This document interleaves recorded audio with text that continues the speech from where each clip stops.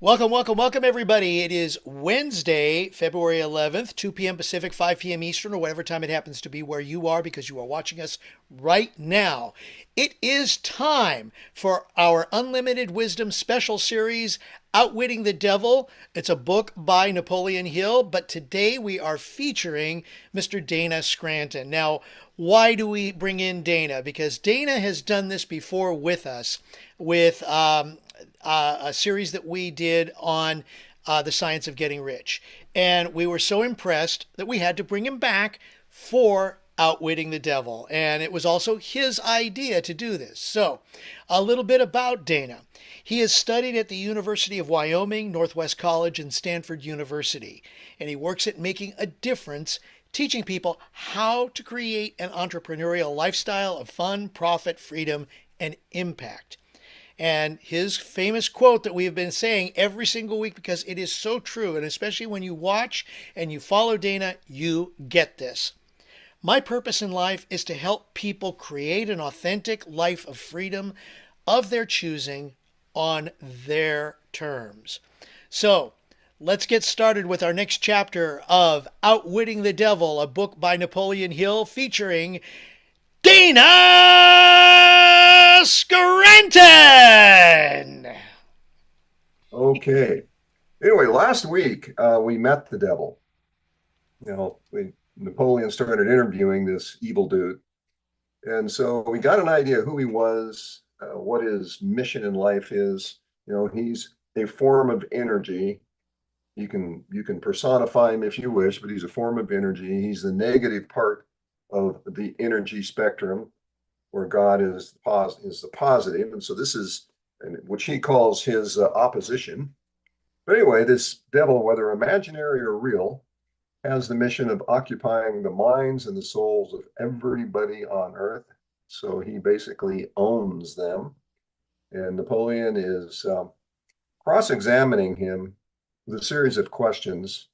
And he has found a way to get into the devil's mind to the point where the guy can't lie. Now, that's a real twist for this character.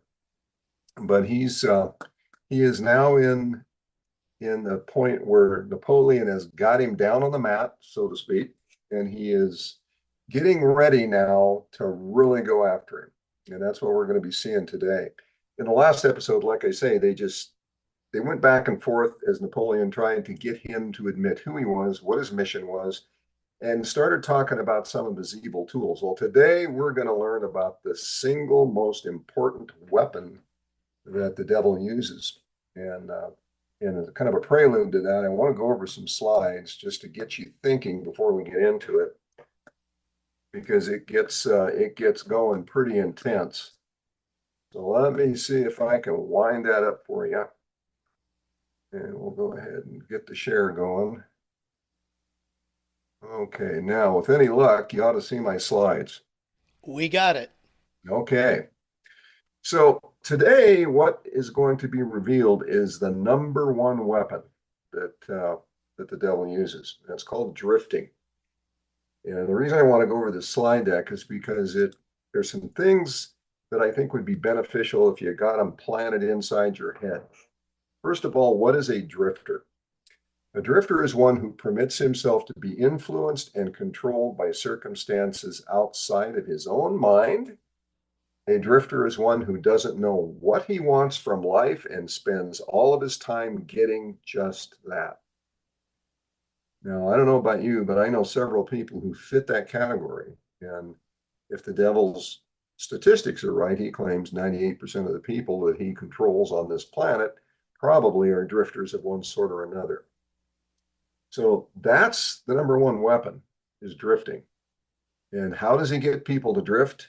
This guy has no ethics, no morals. He goes right after them before they're even born. Well, the first principle that he uses is the two principles that go with drifting. And we're going to talk about this first one, which is habit. So drifting is the first of these two principles that he exploits, but inside of this drifting are the principles of habit.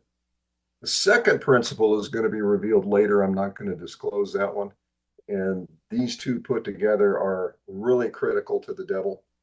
And so it's going to be today and probably into the next session is going to be covering this particular principle. That is drifting.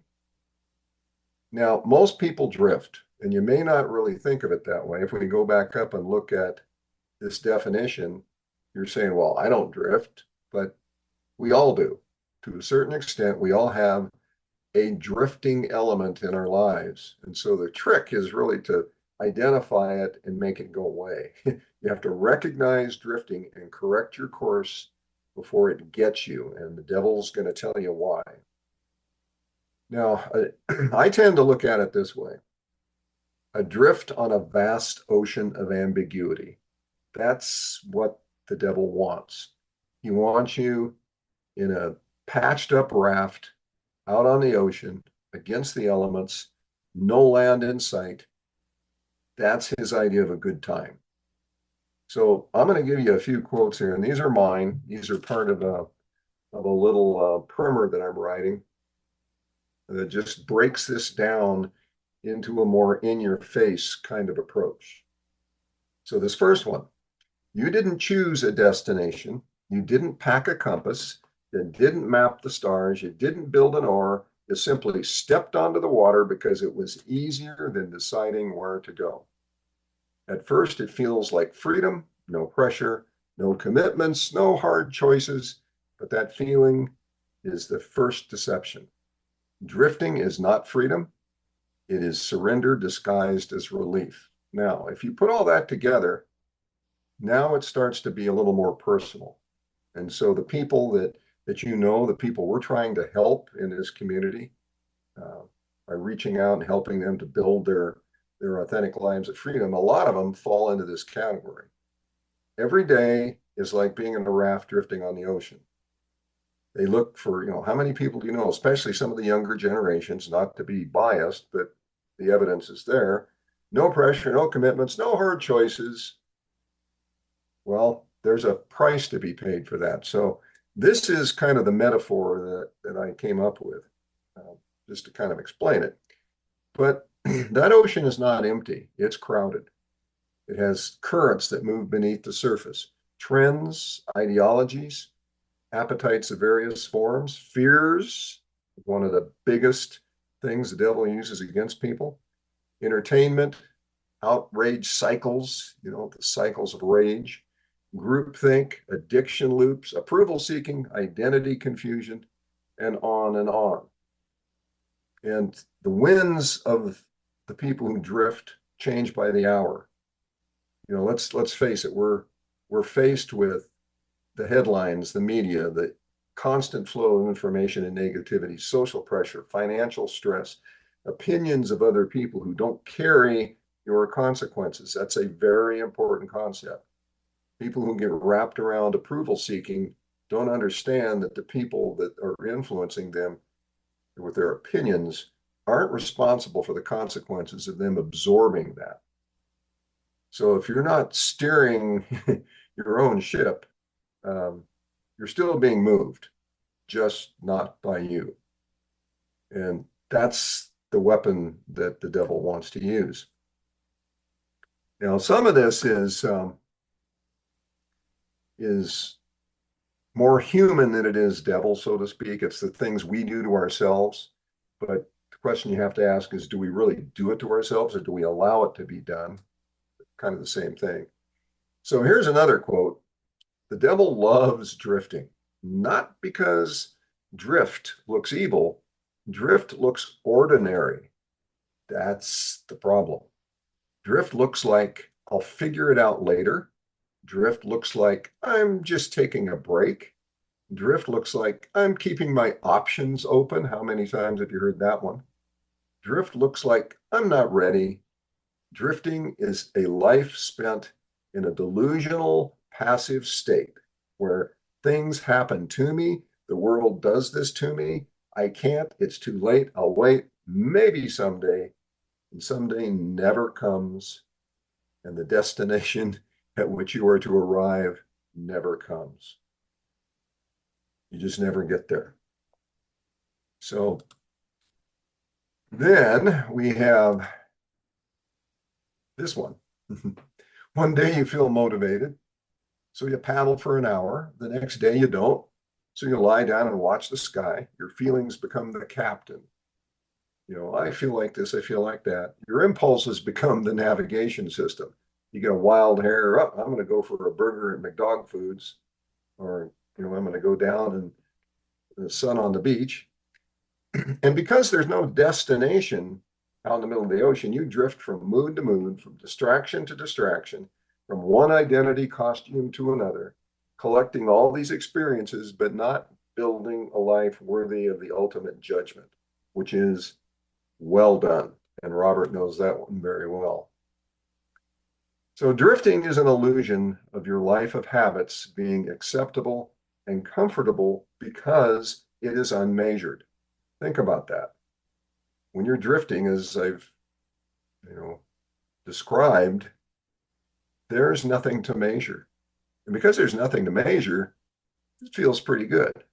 But the moment you measure your life against a definite purpose, that illusion breaks. You suddenly realize that you've been moving, but you're not moving towards anywhere or anything. That's the scary part that most people don't understand. They're going through life having a good time, feeling good, rationalizing their habits and their attitudes. And then one day they wake up and they're nowhere. So this ambiguity that I started with, it has some very bad characteristics. And the devil loves it because it's his habitat. You don't have to commit. You don't have to be accountable to anyone or anything. You don't have to be right or wrong. You don't have to be brave. You don't have to become someone worthy, deserving, and capable of delivering a purpose and an impact to the world because you don't have one. And ambiguity protects the old self and defeats the other self. And we all know what the other self is from the prior episodes. And ambiguity keeps you safe from risk and permanently separates you from purpose. And that's dangerous. Another quote, drifting is the gradual transfer of your agency to external forces. In other words, your ability to control your life transfers to somebody, something else, in what we have called the institutions of society. Other forces control you. And at first, it's very subtle. You just stop choosing to do hard things. You delay your decisions, you compromise your standards. Just once is all it takes. Then it becomes a structure. You wake up reacting to life instead of creating it.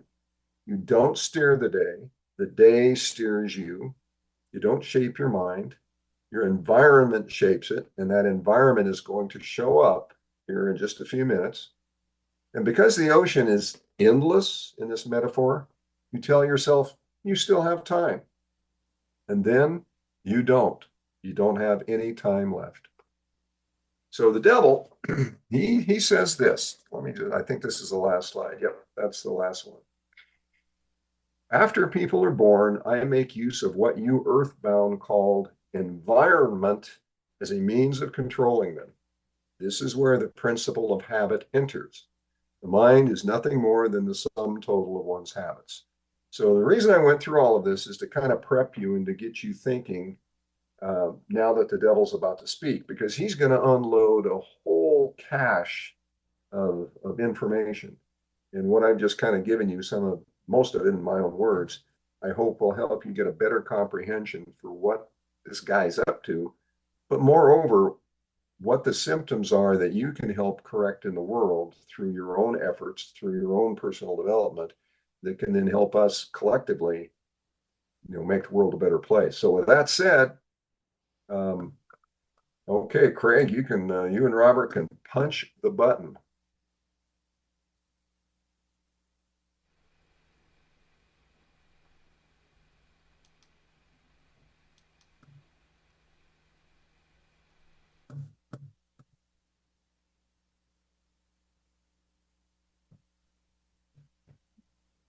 Very powerful, Dana.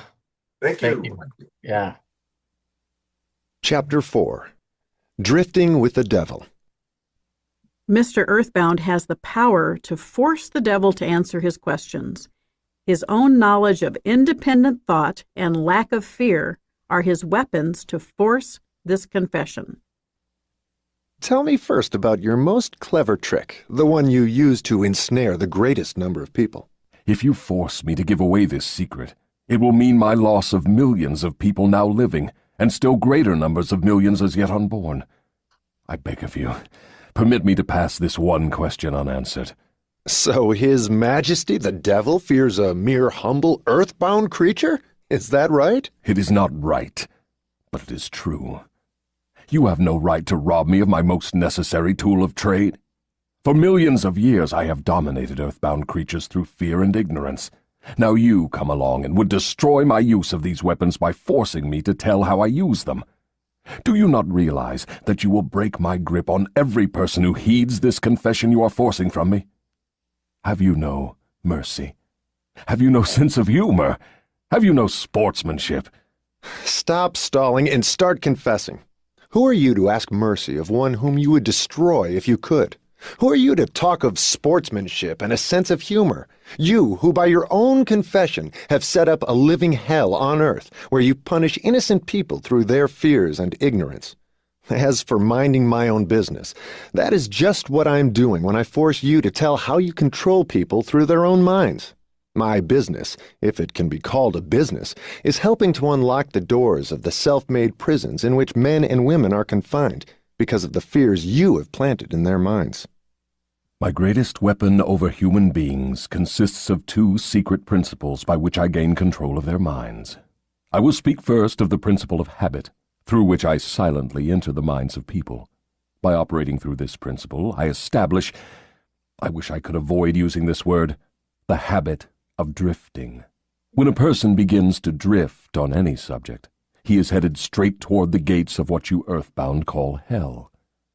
Describe all the ways in which you induce people to drift. Define the word and tell us exactly what you mean by it.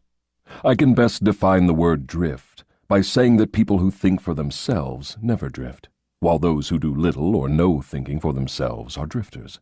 A drifter is one who permits himself to be influenced and controlled by circumstances outside of his own mind. He would rather let me occupy his mind and do his thinking than go to the trouble of thinking for himself. A drifter is one who accepts whatever life throws in his way without making a protest or putting up a fight. He doesn't know what he wants from life and spends all of his time getting just that. A drifter has lots of opinions, but they are not his own. Most of them are supplied by me. A drifter is one who is too lazy mentally to use his own brain. That is the reason I can take control of people's thinking and plant my own ideas in their minds. I think I understand what a drifter is. Tell me the exact habits of people by which you induce them to drift through life. Start by telling me when and how you first gained control of a person's mind. My control over the mind of a human being is obtained while the person is young. Sometimes I lay the foundation for my control of a mind before the owner of it is born, by manipulating the minds of that person's parents. Sometimes I go further back than this and prepare people for my control through what you earthbound call physical heredity. You see, therefore, I have two approaches to the mind of a person. Yes. Go on and describe these two doors by which you enter and control the minds of human beings. As I have stated, I help to bring people into your world with weak brains by giving to them before birth as many as possible of the weaknesses of their ancestors. You call this principle physical heredity. After people are born, I make use of what you earthbound call environment as a means of controlling them. This is where the principle of habit enters. The mind is nothing more than the sum total of one's habits. One by one, I enter the mind and establish habits which lead finally to my absolute domination of the mind. Tell me of the most common habits by which you control the minds of people. That is one of my cleverest tricks. I enter the minds of people through thoughts which they believe to be their own. Those most useful to me are fear, superstition, avarice, greed, lust, revenge, anger, vanity, and plain laziness. Through one or more of these I can enter any mind, at any age. But I get my best results when I take charge of a mind while it is young, before its owner has learned how to close any of these 9 doors. Then I can set up habits which keep the doors ajar forever. I'm catching on to your methods. Now, let us go back to the habit of drifting. Tell us all about that habit, since you say it is your cleverest trick in controlling the minds of people. As I said before, I start people drifting during their youth. I induce them to drift through school without knowing what occupation they wish to follow in life. Here I catch the majority of people. Habits are related. Drift in one direction and soon you will be drifting in all directions. I also use environmental habits to give me a definite grip on my victims. I see. You make it your business to train children in the habit of drifting by inducing them to go through school without aim or purpose. Now, tell me of some of your other tricks with which you cause people to become drifters. Well, my second best trick in developing the habit of drifting is one that I put into operation with the aid of parents and public school teachers and religious instructors. I warn you not to force me to mention this trick. Do not disclose this trick. If you do so, you will be hated by my coworkers who help me use this trick.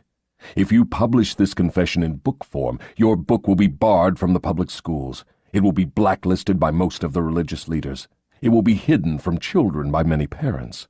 The newspapers will not dare to give reviews of your book. Millions of people will hate you for writing the book. In fact, no one will like you or your book except those who think, and you know how very few there are of this sort. My advice to you is to let me skip the description of my second best trick.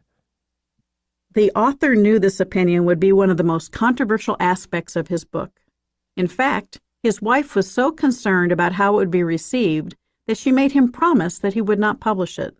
In fact, it is only now, well after her death, that the family has agreed to share it with the world. I would encourage you to follow Hill's argument about the public education system and religious teachers, and then decide for yourself. So, for my own good, you wish to withhold the description of your second best trick. No one will like my book except those who think, eh? Very well, go ahead and answer. You'll regret this, Mr. Earthbound, but the joke is on you. By this mistake of yours, you will divert attention from me to yourself. My co-workers, of whom there are millions, will forget about me and hate you for uncovering my methods. Never mind about me. Tell me all about this second best trick of yours with which you induce people to drift with you to hell. My second best trick is not second at all. It is first. It is first because without it I never could gain control of the minds of the youths. Parents, school teachers, religious instructors, and many other adults unknowingly serve my purpose by helping me to destroy in children the habit of thinking for themselves. They go about their work in various ways, never suspecting what they are doing to the minds of children or the real cause of the children's mistakes. Have you ever heard a parent finish a child's sentence? Or seen a parent complete a child's homework?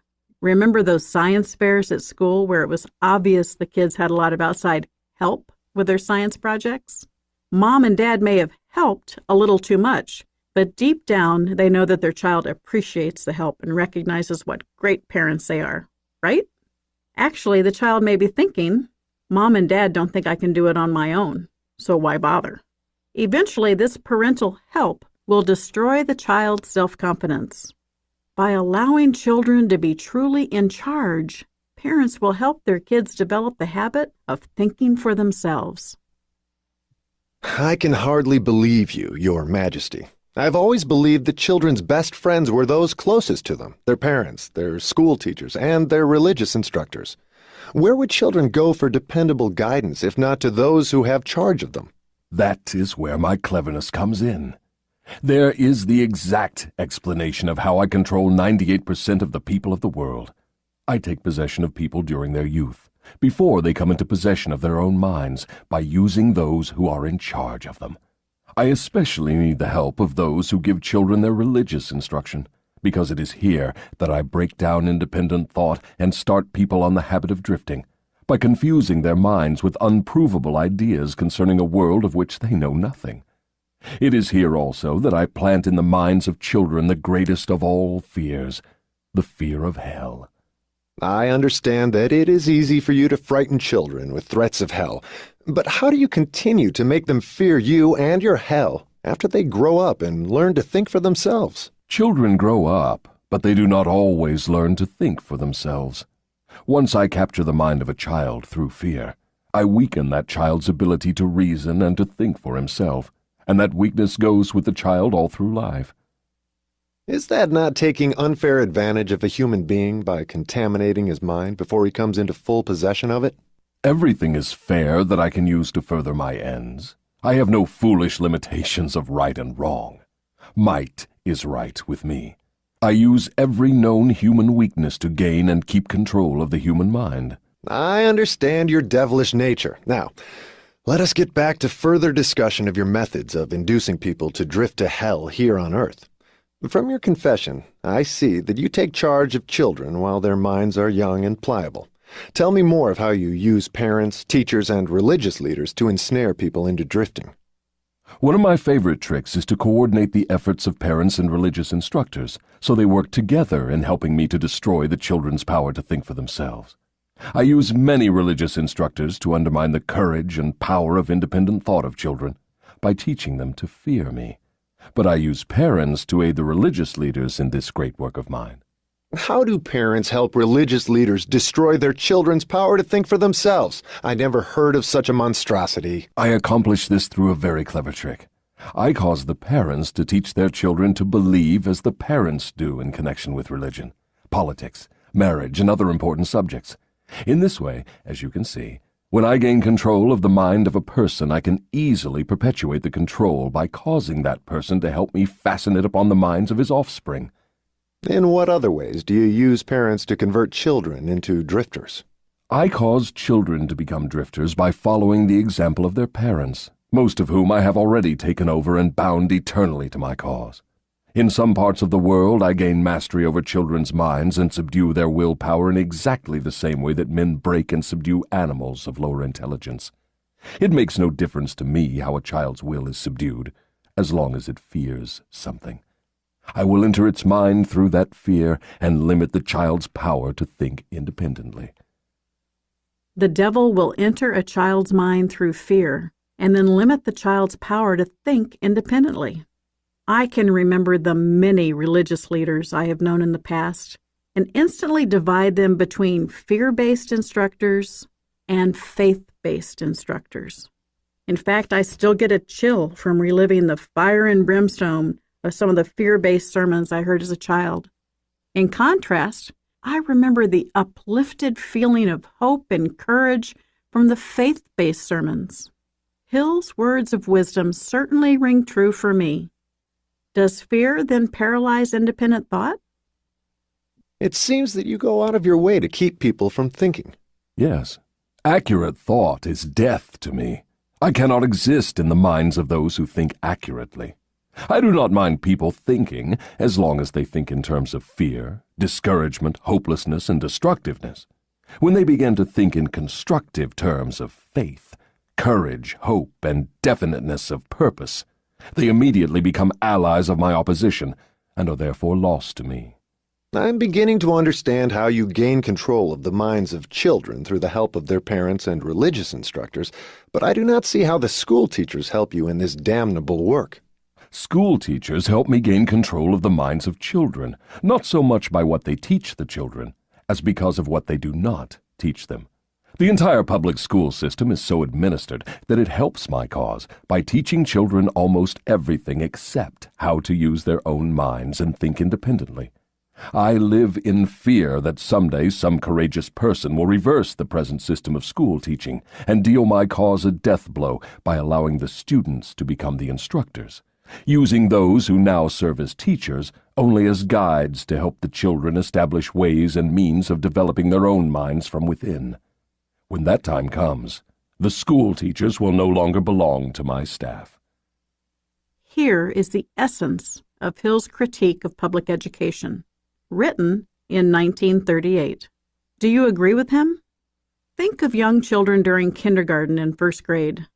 They are enthusiastic and volunteer for everything, raising their hands and excited to learn. Now fast forward 10 years and think about those same children as high school students, the ones sitting in the back of the class, never making eye contact with adults and absolutely never volunteering or asking a question.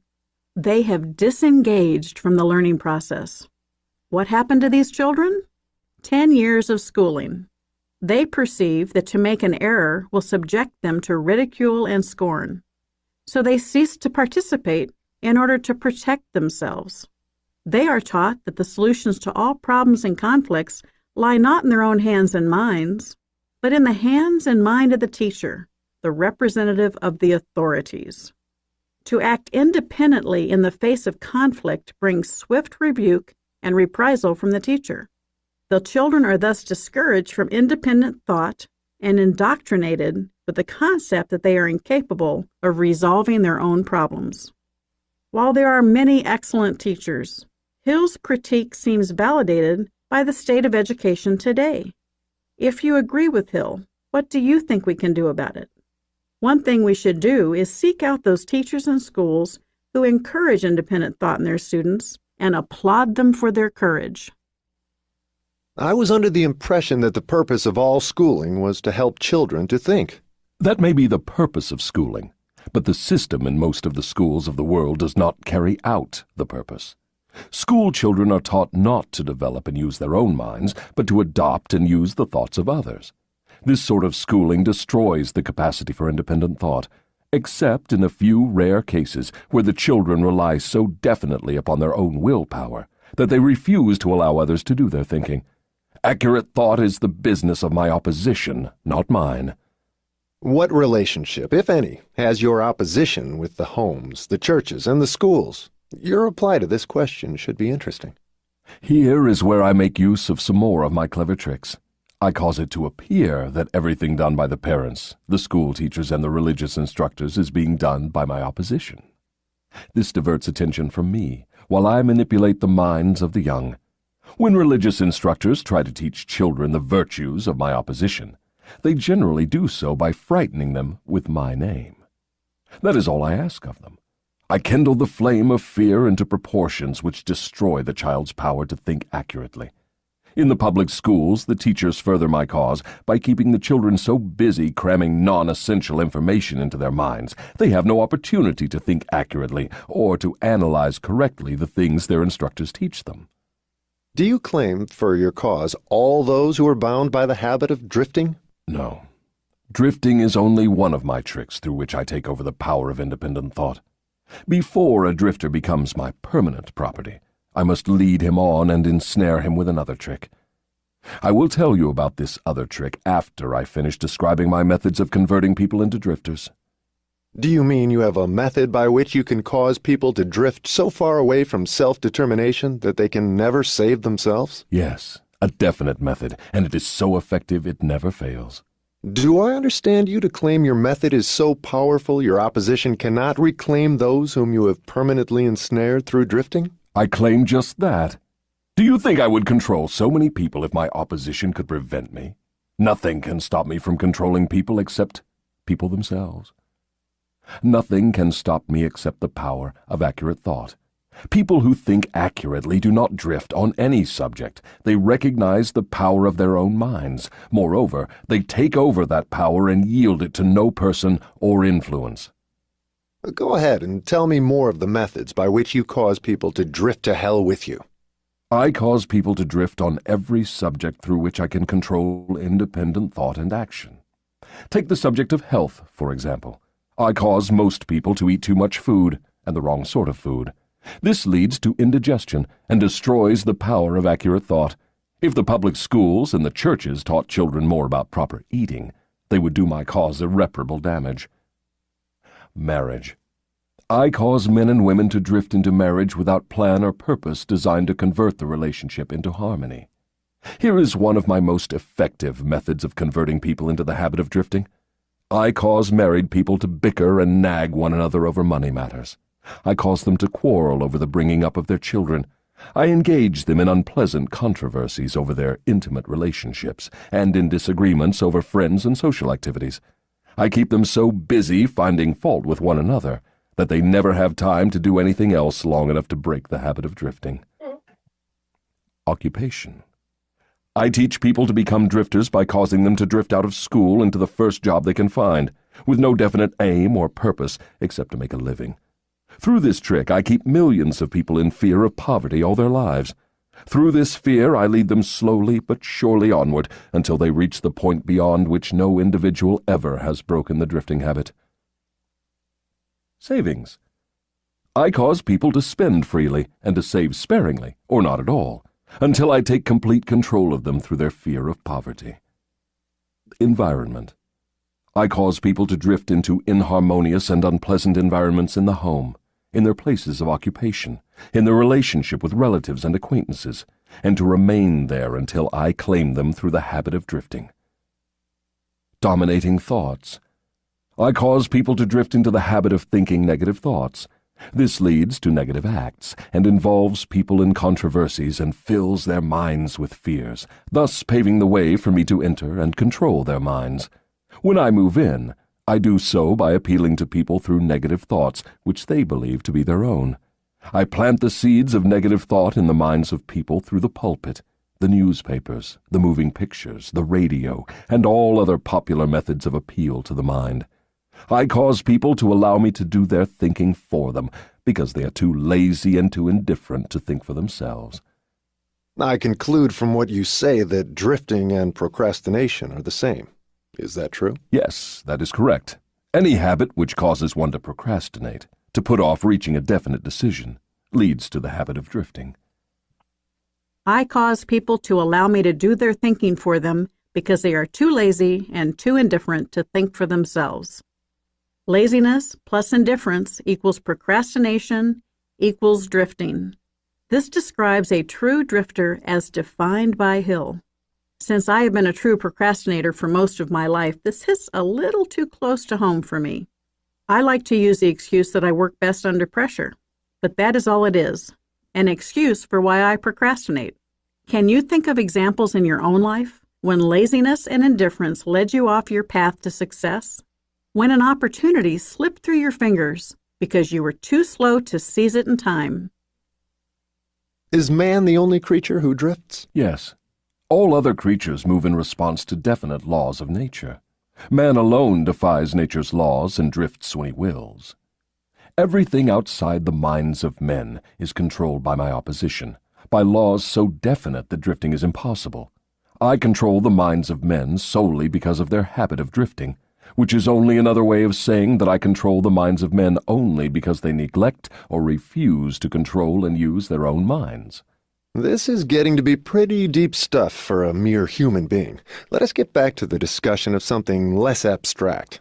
Please tell me how this drifting habit affects people in the everyday walks of life, and tell me in terms the average person can understand.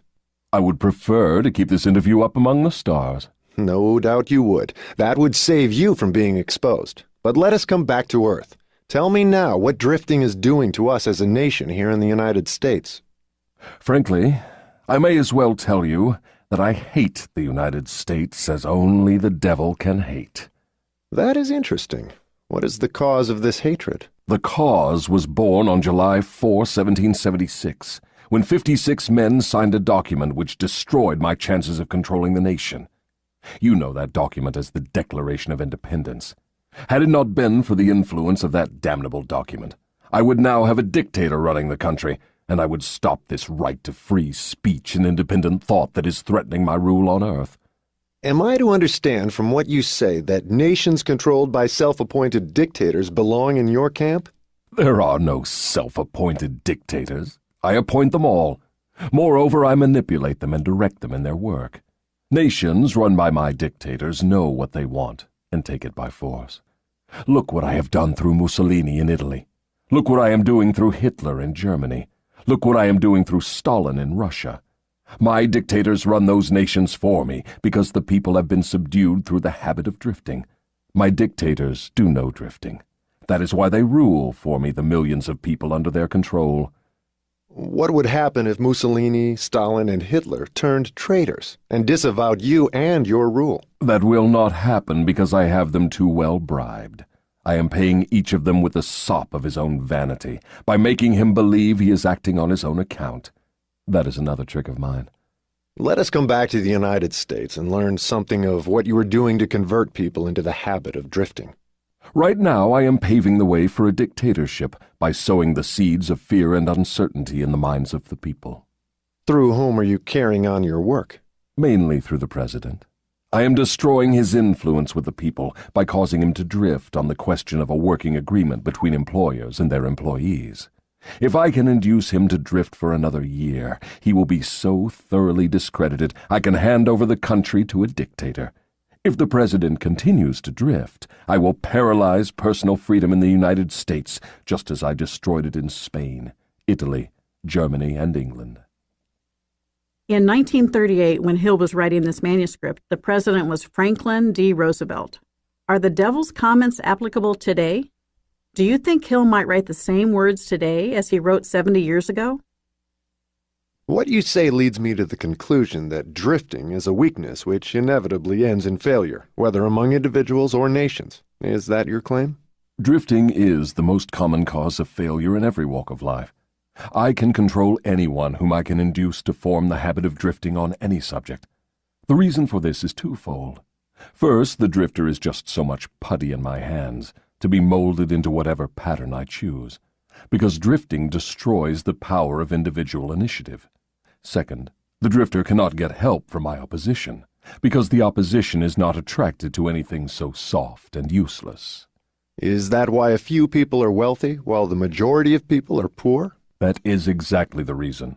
Poverty, like physical illness, is a contagious disease. You find it always among the drifters, never among those who know what they want and are determined to get just that. It may mean something to you when I call your attention to the fact that the non-drifters, whom I do not control, and those who possess most of the wealth of the world, happen to be the same people. I have always understood that money was the root of all evil, that the poor and the meek would inherit heaven, while the wealthy would pass into your hands. What have you to say of that claim? Men who know how to get the material things of life generally know how to keep out of the hands of the devil as well. The ability to acquire things is contagious. Drifters acquire nothing except that which no one else wants. If more people had definite aims and stronger desires for material and spiritual riches, I would have fewer victims. The actual verse of the Bible talks about the love of money, not money itself. For the love of money is the root of all kinds of evil. 1 Timothy chapter 6, verse 10. I assume, from what you say, that you do not claim fellowship with the industrial leaders. Evidently, they are not friends of yours? Friends of mine. I'll tell you what sort of friends of mine they are. They have belted the entire country with good roads, thus bringing into close communion the people of both city and country. They have converted ores into steel, with which they have built the skeletons of great skyscrapers. They have harnessed electrical power and converted it into 1,000 uses, all designed to give man time to think. They have provided through the automobile personal transportation to the humblest citizen, thus giving to everyone the freedom of travel. They have provided every home with instantaneous news of what is happening in all parts of the world through the aid of the radio. And now television, smartphone, satellite, and internet. They have reared libraries in every city, town, and hamlet, and have filled them with books, giving to all who read a complete outline of the most useful knowledge mankind has gathered from his experiences. They have given the humblest citizen the right to express his own opinion on any subject, at any time, anywhere, without fear of molestation. And they have seen to it that every citizen may help make his own laws, levy his own taxes, and manage his own country through the ballot. These are but some of the things the industrial leaders have done to give every citizen the privilege of becoming a non-drifter. Do you think these men have helped my cause? Who are some of the present-day non-drifters over whom you have no control? I have control over no non-drifter, present or past. I control the weak, not those who think for themselves. Go ahead and describe a typical drifter. Give your description point by point so I can recognize a drifter when I see him. The first thing you will notice about a drifter is his total lack of a major purpose in life. He will be conspicuous by his lack of self-confidence. He will never accomplish anything requiring thought and effort. He spends all he earns and more, too, if he can get credit. He will be sick or ailing from some real or imaginary cause, and calling to high heaven if he suffers the least physical pain. He will have little or no imagination. He will lack enthusiasm and initiative to begin anything he is not forced to undertake, and he will plainly express his weakness by taking the line of least resistance whenever he can do so. He will be ill-tempered and lacking in control over his emotions. His personality will be without magnetism, and it will not attract other people. He will have opinions on everything but accurate knowledge of nothing. He may be jack of all trades, but good at none. He will neglect to cooperate with those around him, even those on whom he must depend for food and shelter. He will make the same mistake over and over again, never profiting by failure. He will be narrow-minded and intolerant on all subjects, ready to crucify those who may disagree with him. He will expect everything of others, but be willing to give little or nothing in return. He may begin many things, but he will complete nothing. He will be loud in his condemnation of his government, but he will never tell you definitely how it can be improved. He will never reach decisions on anything if he can avoid it, and if he is forced to decide, he will reverse himself at the first opportunity. He will eat too much and exercise too little. He will take a drink of liquor if someone else will pay for it. He will gamble if he can do it on the cuff. He will criticize others who are succeeding in their chosen calling. In brief, the drifter will work harder to get out of thinking than most others work in earning a good living.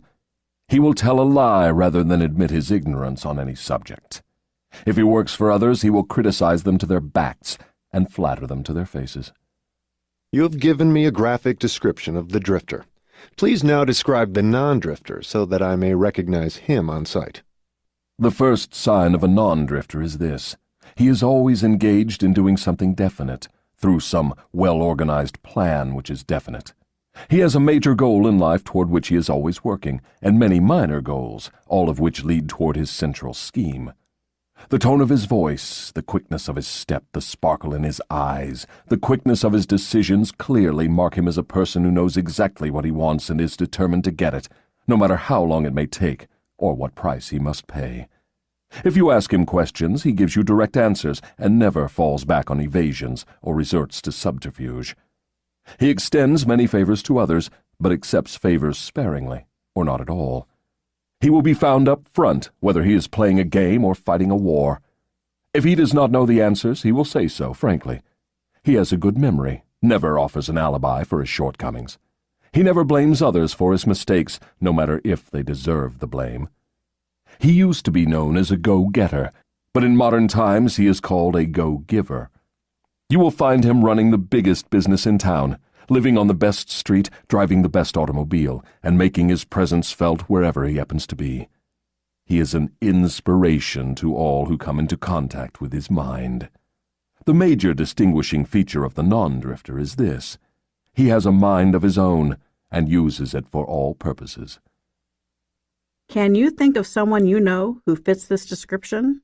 Is that person a non-drifter? Is the non-drifter born with some mental, physical, or spiritual advantage not available to the drifter? No. The major difference between the drifter and the non-drifter is something equally available to both. It is simply the prerogative right of each to use his own mind and think for himself. What brief message would you send to the typical drifter if you wished to cure him of this evil habit? I would admonish him to wake up and give. Give what?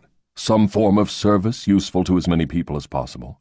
So the non-drifter is supposed to give, is he? Yes, if he expects to get, and he must give before he gets. Some people doubt that you exist. I wouldn't worry about that if I were you.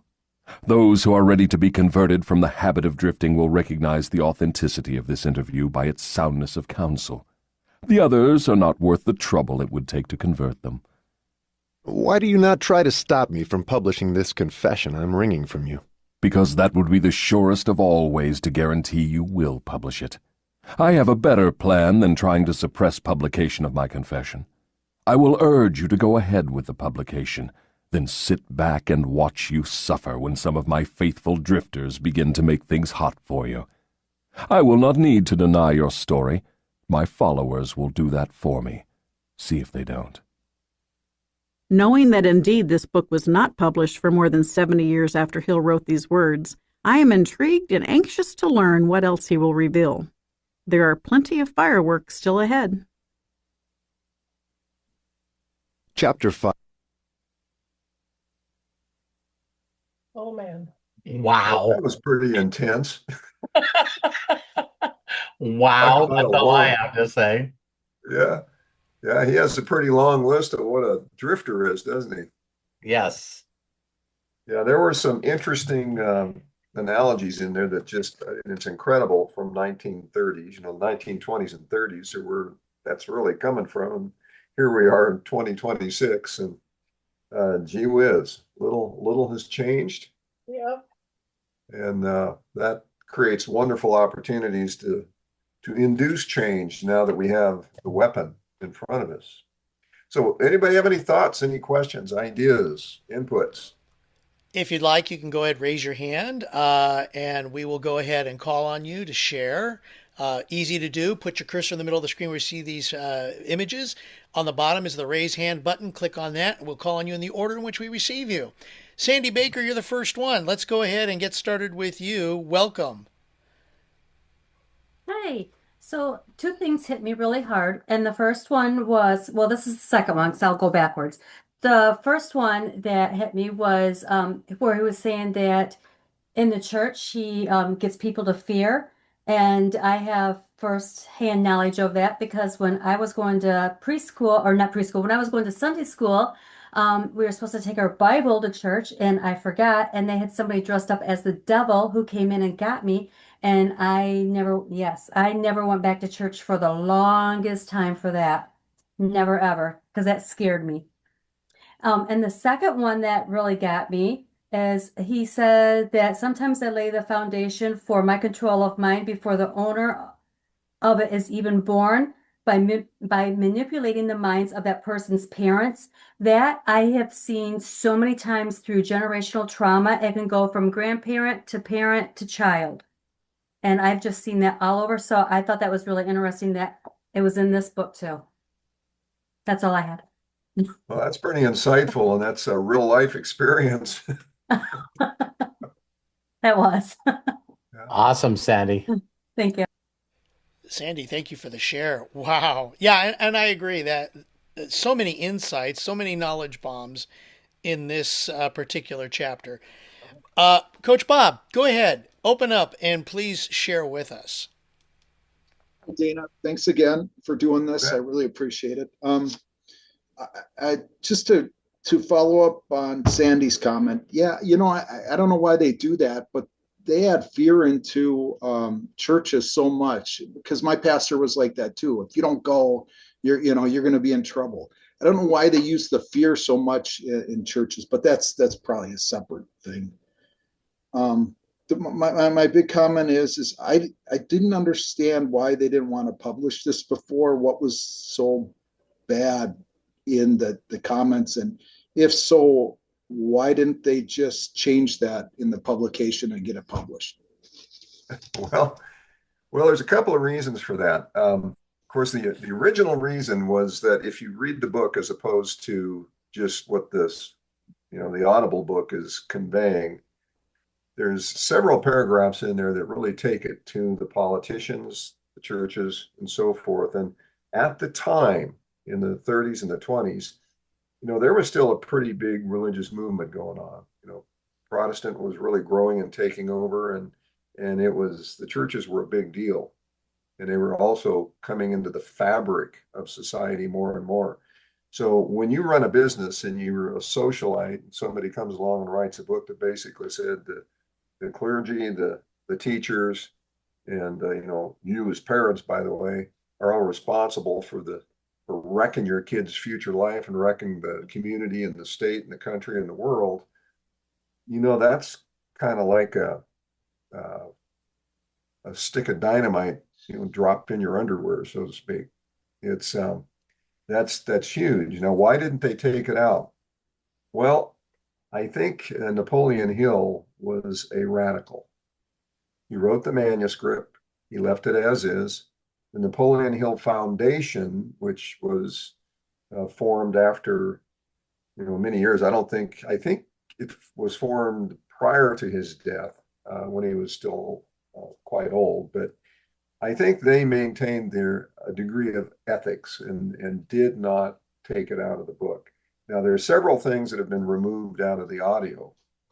And some of that, I think, is a bit of censorship. But the more I'm listening to the audio and going through the book, I think to a certain extent, they're minimizing redundancy.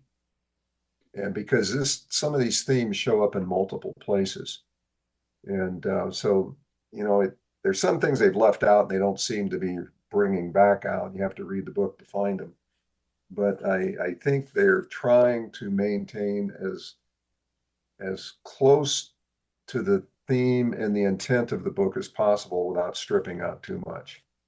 But to dilute it, to take what he wrote out, it would just wreck the whole message.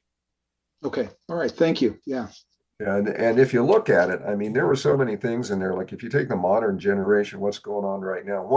One thing I read this morning in one of the news feeds was parents are up in arms over grade school kids walking out of class and protesting and carrying signs that they made against ICE and immigration control and things like this.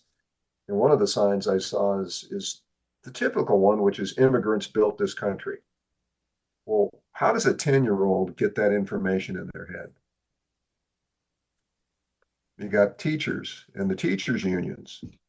Well, I don't want to bash teachers or anything, but these kids have no idea what they're putting up there. And one of the comments that I would give them is, well, immigrants, yes, but they were legal immigrants, and they were immigrants who came over here with a desire and a purpose to build, to grow, to have prosperity and freedom, not to come in and commit crimes and control people through drug flow and all these other things that have now been uncovered. But this book, I mean, it's talking about the very thing that's happening today, and it's branding it as, these are drifters. These are people under my control. So, yeah. I think the other part is, we talked about this quite a while ago, was Napoleon Hill doing this on his own, or was he being directed? And the more you get into this book, the more you see that at that era, in that time, I'm sure the guy was extremely intelligent, but he was being guided.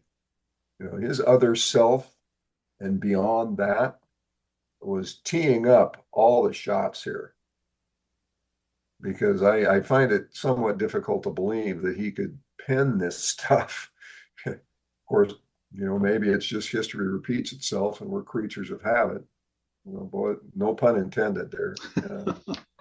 But yeah, the book is invaluable. The more you get into it, if you get past the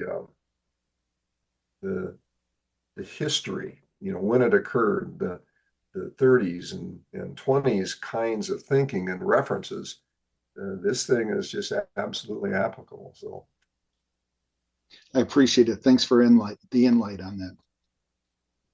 Good stuff, Bob. Coach Bob. Wow. Thank you very much. All right. I want to save Robert for a little bit later. So Robert, hang in there, please. Linda Collins has her hand up. So Linda, go ahead, unmute yourself and please share with us. Hello, and I'm going to turn my camera on, and I hope I don't scare everybody away. No, not at all. I'm not dressed for the occasion. Hey, listen. Linda, we're not part of the fear thing. Okay, So thank you for your courage. Thank you for your bravery. You look gorgeous. Thank you, Robert.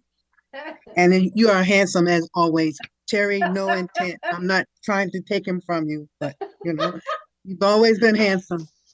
Okay. But hello to everyone, and it's good to be here and see the universe and God, or whatever you want to call him, or whoever you want to call it, had it meant for us to be here. This is an intended moment. Why I say that is because your first chapter that I heard from you, Dana, nice to meet you. And when I said Dana, I was looking for a woman, not a man. So I run into that all the time. But anyway, it is great to meet you. But the reading of this book caused me to want to have this book in my hand before I heard the fourth chapter. So I did get it. It came in the package, my package. But this book this book was never read to us in school. We never knew any of this. I stand to say our children are missing some very important points because this book here teaches you. And if you do it for 100 days, and thanks to Robert Hollis for sharing this book with me and his book, which I don't have at hand right now because that's upstairs. How is it working? These books are not in our schools. These books are not being taught to our children. These things are valuable. As Wallace said, even if it's written on a piece of paper and that paper brings you value, then what you pay for this book gives you everything. You get more out of it than what you paid for. Hello? Yep. Hello? Amen. Hello? Amen. Amen. Hello? And Robert, your book is upstairs in my room. How is that working? Okay. And this has changed my mind so much. I do this for 100 days, and maybe I might miss a day because I fall asleep reading. So I had to do the audio to listen. But this, Dana, Mr. Dana, I am following you to the end, but I wish I could have been here when I would love to hear you. Oh my God. Linda, Awesome. we have Dana in the mastermind on that book on YouTube. We'll make sure we get it to you. Nope. I'm joining the mastermind because I don't want to miss a thing. Because we're going somewhere in 2026. Hello, unlimited people, family. Love you, Linda. Love you, love you, all. love you. All right. Thank you. Wow. Thank you, Linda. Linda, oh my gosh, thank you. And by the way, I did post the link in the chat for anybody who wants to look at the Science of Getting Rich Mastermind that we did do with Dana. It was a couple of years ago, and it was so worth it. It still is worth it today. So the link is in the chat. Please feel free to go and listen to that as well. But wow, what we are experiencing is incredible with this book, and we're only chapter 4. Can you believe it? Whew. And there's so much more to come. Robert, thank you for your patience. Go ahead, unmute, and share with us your take on this. Well, I'm sure I feel like a lot of people, and maybe not, maybe not. You know, going through that whole part, Dana, I think that this would be the first sign. I'm just saying this, the first sign that believe that you're an original thinker is when you're willing to admit that you're a drifter. I think there's a lot of people that will watch this live or recorded, and they'll do the classic thing as a lot of people. They're not talking about me, but you know who this is for? This would be perfect for my spouse. You know what I mean? This would be perfect for my children. This would be perfect for my parents. You know, you always see that thing. And when I first met my really first mentor, that I didn't get a lot of exchange with him, but that was Roger Penske, which is, I mean, to think where he has gone since I stopped working for him 40 years ago. I mean, the guy really, truly has 100x'd his life since I left him. And he's still using the same principles. And this was one of the other things that he shared with me, Dana, that I think you'll love. He said, I need you to ask yourself this question and be brutally honest. Have you ever had an original thought? So ask yourself that question, think, And then when you think you came up with an original thought, this was before the internet that he said. He said, do some research in encyclopedias and books or whatever, because when you find out that that wasn't an original thought, then you'll get to understand that you're not using the part of the brain that you need to use. So now we live in a world where we have AI and Google. And if you ask yourself, have I ever had an original thought? And then you take that thought and put it in Google or put it in AI, and you find out what book it came out of.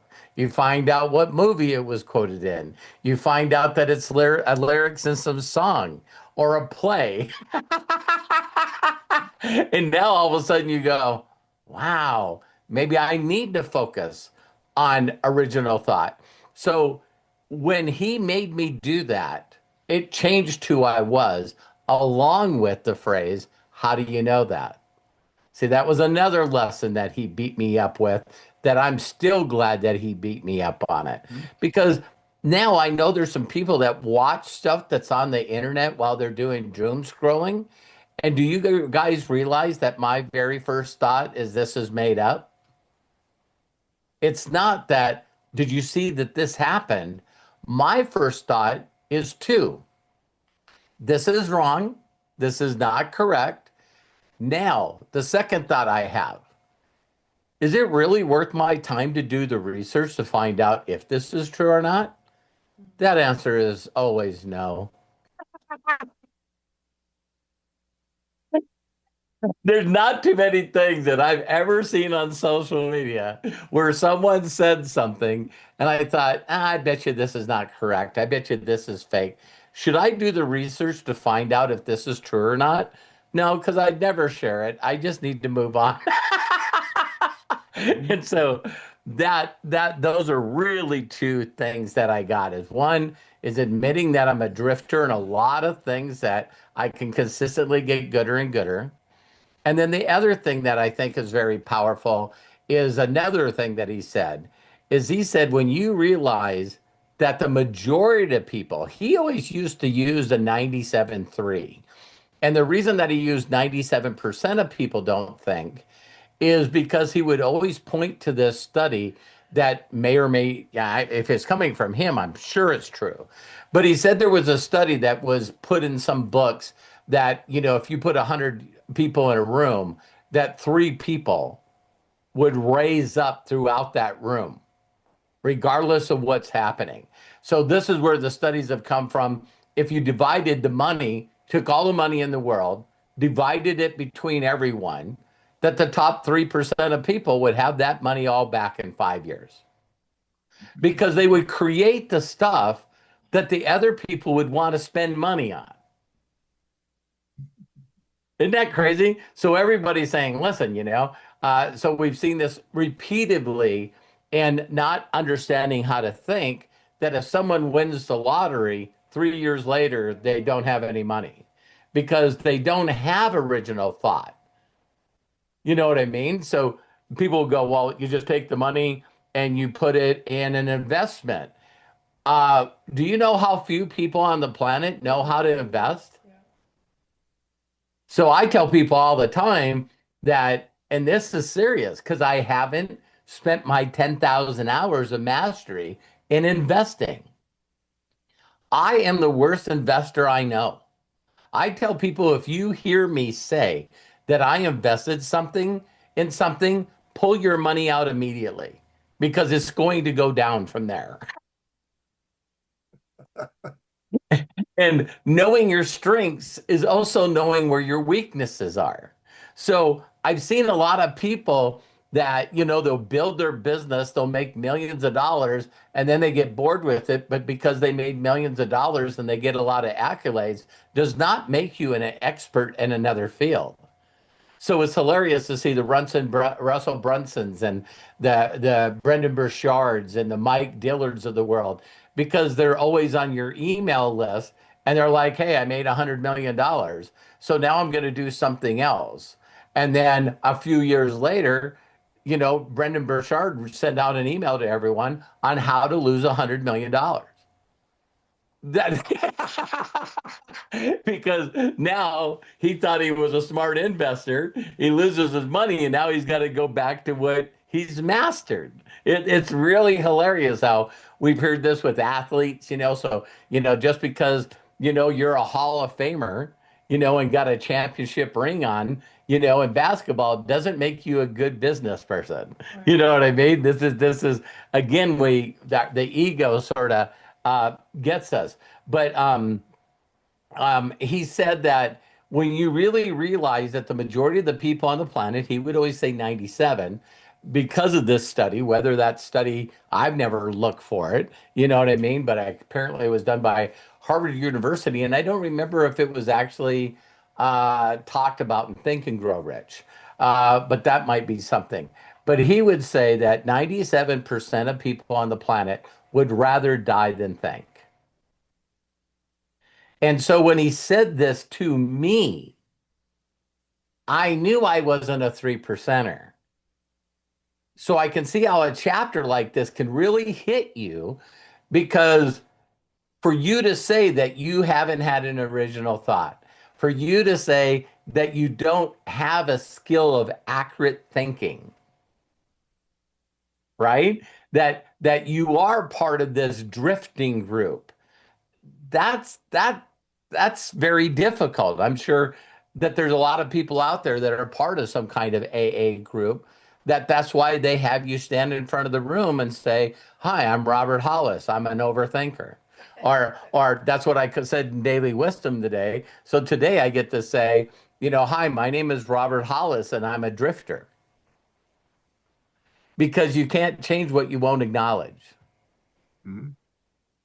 So instead of patting yourself and constantly saying, "Well, I'm better than most people because I watch some of these reality shows on TV and I'm doing a lot better than them," doesn't mean that you're doing what's necessary to be the best person you need to be a role model, to be a light in this darkness.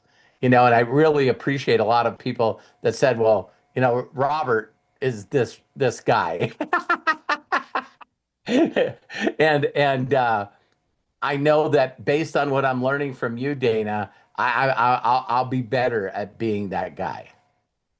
So thank you very much. You had anything to say? Well, I guess in closing, this particular segment of the chapter really identified, what a drifter and what a non-drifter is. And what that to me is a shopping list of things, of course, that I have to improve about myself, but it also gives you the list of how to help others. There are certain things that you can do to help people knock one of those off their list. And that to me is one of the real takeaways from a book like this. You can read a book like this and not do it with purpose or intent, and you get to the other end of it and you don't remember much of it, and you say, "Well, okay, I read it," and you put it on the shelf. But this book is packed with, like Craig said, it's packed with so many truth bombs that it really can be a manual for making yourself more productive and a powerful force to help others, because everybody is a drifter. We can help them put a GPS on their tattered raft. And to get people to make it through the rest of this mastermind, Dana, can you answer a question for us? Is he going to help us learn not to be a drifter by the end of the book? Yeah. Yeah. I'm sure there was a few people that. here going, "Now that I know a drifter, is there any way can I speed read through the rest of the book?" Yeah, he's gonna slam you a few more times. There's the second big trick. We'll get through the last part of this chapter, I think. Yeah, in the next session, we'll get through the last part. And then we get to the next dastardly trick he uses. And then it starts getting into how to overcome it. Now I'll just, I'll give you the big one right now because everybody knows it or should know it by now. A definiteness of purpose. I mean, that's going to be the reveal, but it up until now, like when we went through his history, from 1908 forward, definiteness of purpose became the mantra for his research, for his findings. So the Law of Success, the 8-book set that morphed its way into Think and Grow Rich, it's all centered around the definiteness of purpose. In fact, in Think and Grow Rich, there's one paragraph in there that he says the secret, and he never really tells you the secret in that book, but he says the secret of success is written no more than 100 times, or no less than 100 times in this book. Well, that secret was definite purpose. So that's going to be a big one. But unfortunately, most people, when they start thinking definite purpose, it becomes a complicated overthinking process. They try to make it too complicated. They try to look out 20 years and say, well, my purpose has to be anchored at 20 years in the future. No, it needs to be about 5 minutes away. Start with a small step. My purpose is do something. Stop doing this, do that, go forward. But to answer your question, yes, he is, and that'll be one of them. But he's got a few more things he's got to build on before he gets to actually answering that question and offering some other solutions. Well, thank you, Dana. I love and appreciate you. I know you could be doing a million things other than walking us through this book. So I really appreciate you taking that talent and your time and doing this for us. It really means a lot. It is my honor. Thank you. Craig. And it is our honor, Dana, to have you here to help guide us through this book. I hope everybody is enjoying this, is learning from it. I think I honestly, I saw so much in this chapter than any of the other chapters that it just blew my mind. And Dana, thank you so much for sharing this, your knowledge and wisdom and guidance with us. We appreciate it. We will be back next week, Wednesday at 2 p.m. Pacific, 5 p.m. Eastern for our next chapter in Outwitting the Devil by Napoleon Hill, as told by Dana Scranton. And we want you to join us there. Also, if you're joining us for the first time in Unlimited Wisdom, we've got a whole calendar of events. Every single day there is something going on, and we want you to join us. Tuesday, Wednesday, Friday, Daily Wisdom, noon Pacific, 3 Eastern. Thursdays, it's a premium, is the Breakthroughs, and we get together and we talk about how we can help get you to the next level, and maybe a little outwitting the devil too. 2 p.m. at noon Pacific, 3 Eastern for the Breakthroughs. Friday at 2 Pacific, 5 Eastern, part of our premium package is the Imagination Hour with Matt Hollis. You will learn so much about the internet, AI, and other things. Matt is an incredible source of knowledge for those. Please join us. That's part of the premium package. That, in my opinion, alone is worth joining us on the premium package. Saturday, Ask Us Anything, noon Pacific, 3 Eastern, where you get to ask anybody in the group anything, and we will help you get through that. Then on Sunday, Master's Mind. It's a really great way to end the previous week and start the new week. That's at noon Pacific, 3 Eastern, open to everybody. And then, of course, on Monday is Recess, 9 a.m. Pacific, noon p.m. Eastern. And it's just an open forum so that we just chat, just like we were in a coffee shop or something like that. So there's our schedule. You can find out more when you go to Unlimited Wisdom and you click on the calendar. There's a whole bunch of things there. Plus, please share. And please have everybody that you know join us here on Unlimited Wisdom. That is the whole idea for Unlimited Wisdom, to share the unlimited wisdom that is out there and for all of us to share and enjoy. Bless you all, and thank you so much. Some of the things in the chat are available. If you want to download the chat, click the 3 dots in the meeting chat, and then click Save Chat. It will download your computer as we finish. And on that note, until next time, please be good to yourselves. Be cash. Bye-bye. I'm going to go ahead and unmute so we can all say so long and have a fantabulous Wednesday. Bye, everybody. Craig. Bye, Thanks everybody. again. Thank you, Bye. Justin, Really appreciate Matthew, it, Dana. Melody, Thank you. Lisa Appreciate Marie, it. Linda, Thank Coach you. Bob, Bye-bye. Sandy. I agree with you. Everyone. Yes. Coach Bob, Bill Shoemaker, Michael, Bye. Angela, Have a great day. Dana, and Coach TZ, the hostess with the mostest. Yeah. I keep thinking a hostess Okay. cupcake. The hostess to call it. Okay.